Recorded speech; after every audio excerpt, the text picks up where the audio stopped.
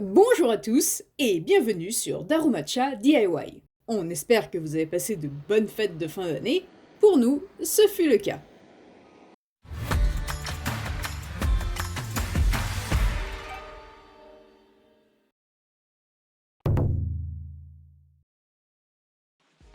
Dans la vidéo précédente, on a beaucoup travaillé sur le sol de la dernière pièce qu'il nous reste à rénover. Et avant de pouvoir terminer ce sol, on va devoir travailler au plafond. Le plafond de cette pièce est composé de fins panneaux en bois, exactement les mêmes que l'on a retirés dans notre salon. Pour cette pièce, on a décidé de conserver ces panneaux et de remplir chaque espace entre ces derniers, en utilisant de la colle et des chutes de bois qu'il nous reste.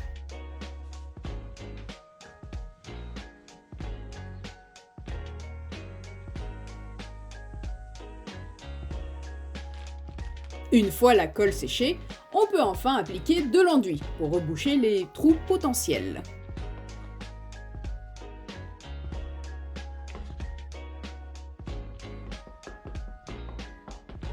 On a décidé de s'occuper uniquement de cet espace en particulier, et pas du plafond à l'arrière de cette pièce. On voulait le garder tel quel, juste pour un effet de style.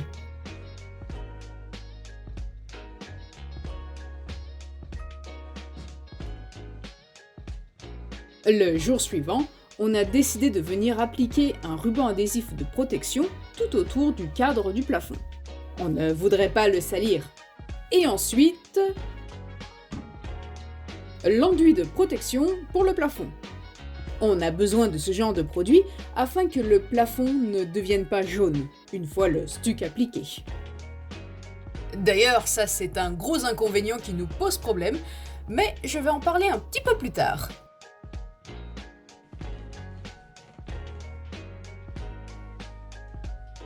Il est temps. Ah, il déteste faire ça. Mais bon, c'est toi qui voulais mettre du stuc, hein? Ce que je comprends parfaitement parce que c'est beaucoup moins cher que la peinture. Je lui ai suggéré d'utiliser la machine qu'on a pour mixer le stuc, mais il préfère le faire à la main.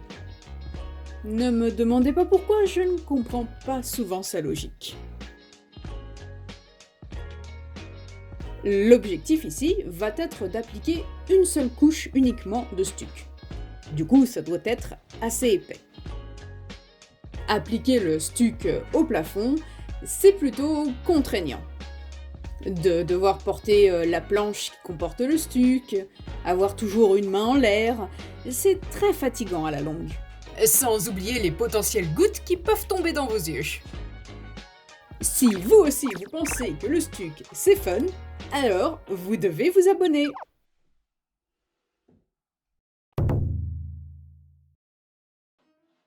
La prochaine étape va être les murs. Il y a bon nombre d'endroits à protéger. Et n'oublions pas également la porte. Après tout, tu y as passé tellement de temps. Ça serait dommage de la dégueulasser maintenant. Après avoir terminé d'appliquer le stuc au plafond, il nous en reste encore pas mal. Et on ne voudrait pas que ce soit gâché, donc on va l'utiliser. Ce qui veut dire que l'on doit non seulement en appliquer sur les murs en placo-plâtre, mais également sur les murs d'origine, sans aucun enduit de protection au préalable. Et à ce moment bien précis, on sait très bien que ces murs-là vont devenir jaunes. C'est donc le moment idéal pour une petite expérimentation.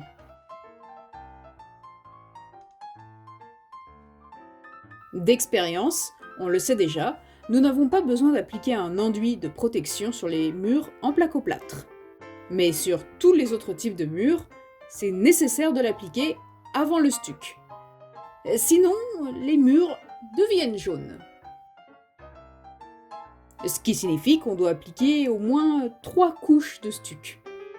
C'est non seulement une perte de temps, mais également d'argent. Et ce genre de situation nous est arrivé à maintes reprises. Et on a dû acheter beaucoup de stuc. je peux vous assurer que le gars de la livraison, il en avait marre de voir nos tronches. Lorsque l'on a commencé à utiliser cet enduit de protection, seulement une partie du mur devenait jaune. Ici, vous pouvez voir la première couche, ce n'est pas jaune partout, et ici, la deuxième couche.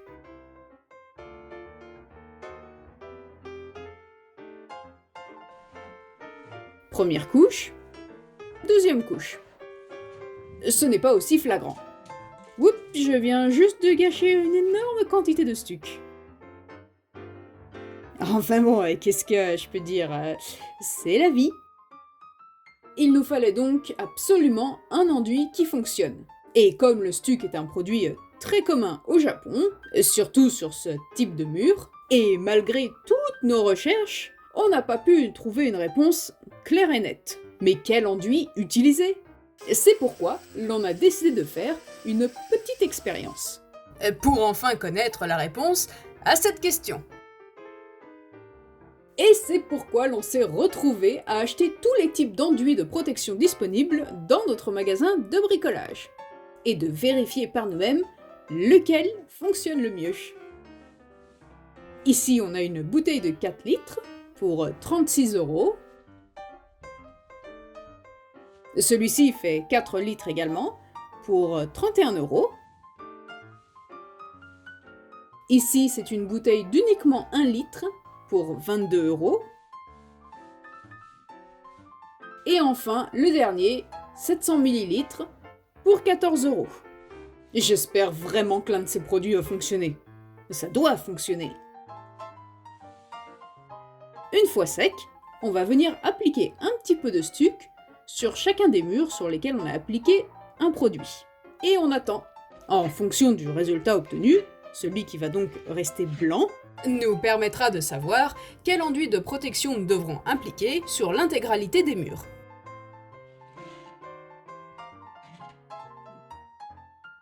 Voici le résultat le jour suivant. C'est devenu jaune ici et puis par là aussi. Ouais, celui-ci aussi.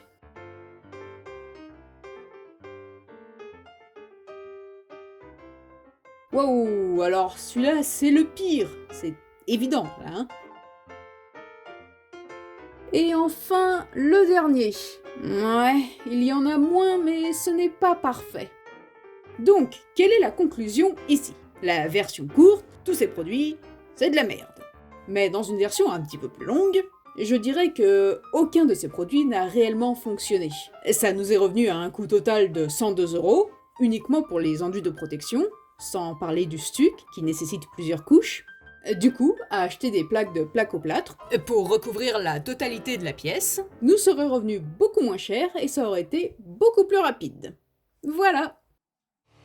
Dans un prochain épisode, on se prépare pour la clim, on travaille encore au niveau du sol, isolation en cours, le parquet.